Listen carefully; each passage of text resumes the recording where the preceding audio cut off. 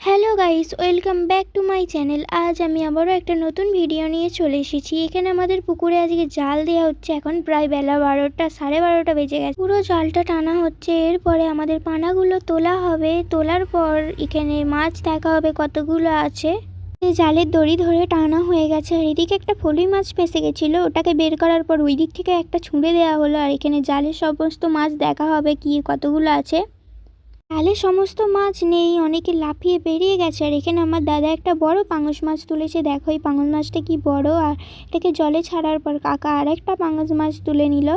এটা খুব শক্তি আছে, তুলতে আর পারছে না, অনেক কষ্ট করে মাছটাকে তুলছে। দেখো এই মাছের কাঁটা থাকার জন্য হাতে লেগে গেলে অনেক দিন পর্যন্ত ব্যথা থাকে, ঘা হয়ে যায়। এটাকে ছেড়ে দেওয়ার পর ওষুধ দেওয়া হলো আর বাড়িতে খাওয়ার জন্য রাখা হচ্ছে। এবার বাকি মাছগুলো সমস্ত জলে ঢেলে দেবে।